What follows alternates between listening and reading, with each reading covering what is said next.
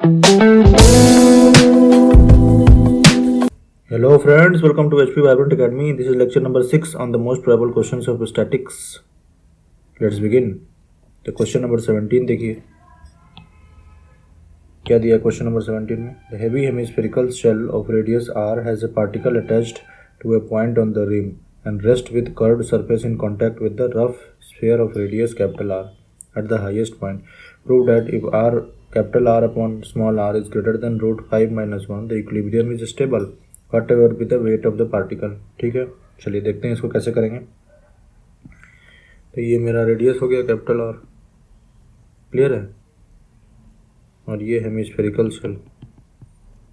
Hemispherical shell एक है, hemispherical shell दिया हुआ है ना, हेमिस्फेरिकल शेल.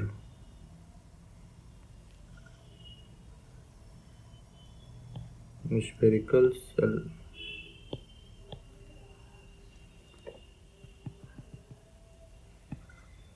इसका रेडियस स्मॉल आर दिया हुआ है, स्मॉल आर है ना, कर्व्ड सरफेस, रेडियस आर दिया हुआ है हेमिस्फेरिकल शेल का. ठीक है, हेमिस्फेरिकल शेल का ये क्या होता है, सीजी कहाँ पर होता है, सीजी होता है r/2 पर, बॉटम से r/2, मतलब कि ये अगर शेल है तो यहाँ से r/2 डिस्टेंस पे होता है. क्लियर है, यहाँ से मतलब r/2 शेल का जो सीजी होता है. और क्या बोल रहा है इसमें,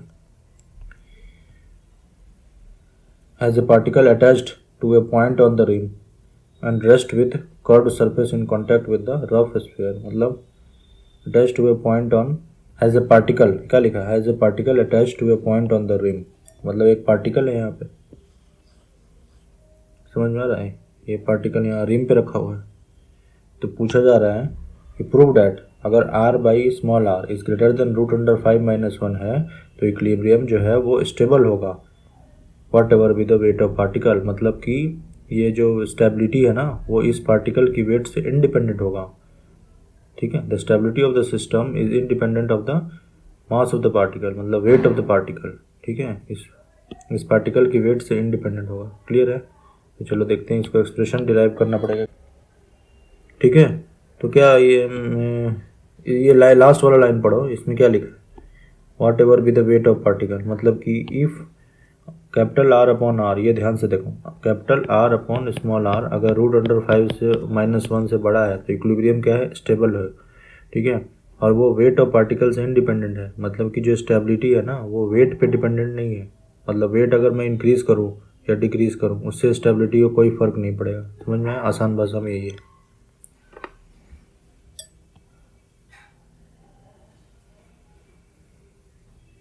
तो इसका सी जी कहाँ पे लाई करेगा, ये देखो पहले, यहाँ पे मान लो लाई करता है. ठीक है, ये जी है अपना. ठीक है, ये रेडियस अभी हटा दो यहाँ पे, ये कितना है अपना r/2. ठीक है, ये जी यहाँ से यहाँ तक वो है, और कंबाइंड सी जी कहीं लाई करेगा, है ना, कंबाइंड सी जी तो कहीं ना कहीं लाई करेगा इसका. तो मान लो कि ये मान लो जी डैश है, ये जी है. ठीक है, जी, और ये पॉइंट मान लो ओ डैश है. ठीक है, तो कंबाइंड सी जी कहीं ना कहीं इस लाइन पे लाई करेगा ना, इधर लाई करेगा, इधर लाई करेगा, कहीं ना कहीं लाई करेगा. कंबाइंड सी जी तो लाई करेगा ना कहीं. तो यहाँ पे लिखो द इक्विलिब्रियम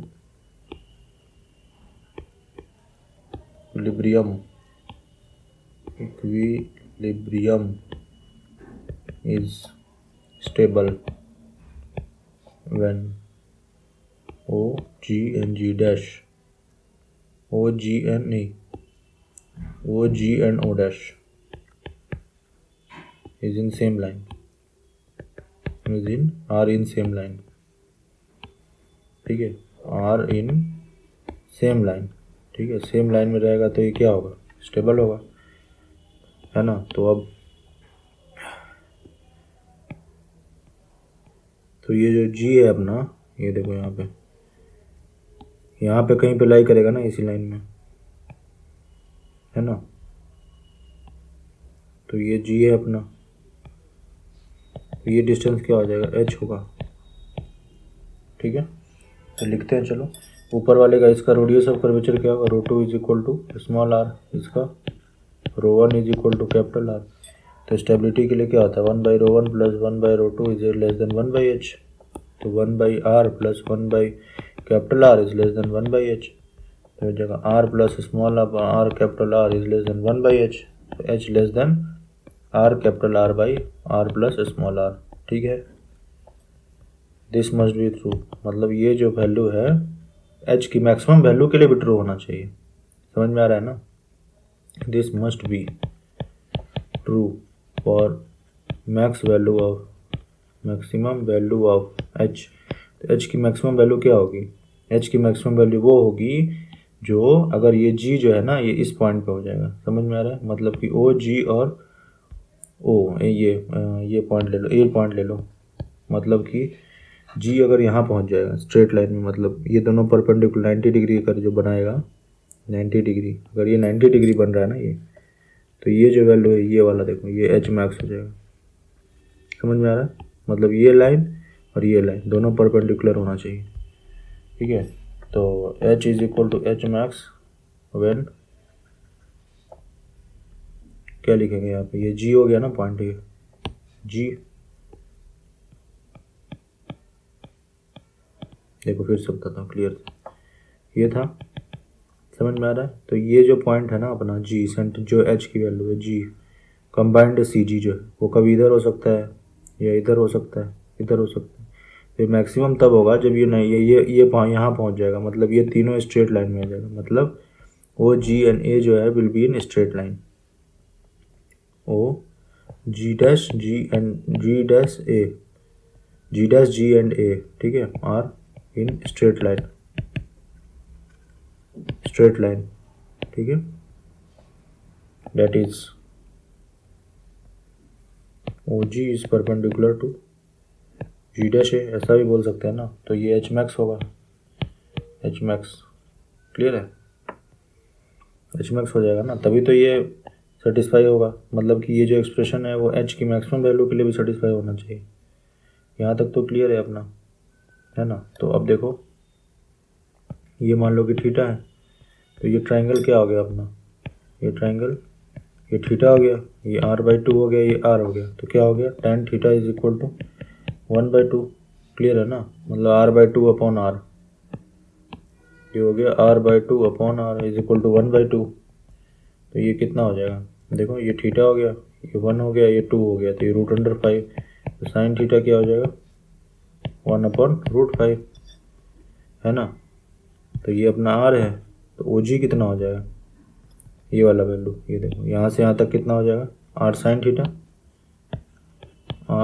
थीटा, ये मान लो b है, तो B G is equal to क्या होगा, B G is equal to O B minus O G. O B की वैल्यू क्या है r minus r sin theta, तो is equal to r 1 minus sin theta.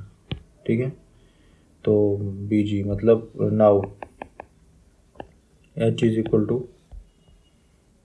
ठीक है, h is equal to H max लिख सकते हैं, is equal to r minus, निकाला ना अभी, r minus r sin theta, तो r 1 माइनस 1/√5। ठीक है, अब यहाँ पे रख दो, तो r 1 minus 1/√5 is less than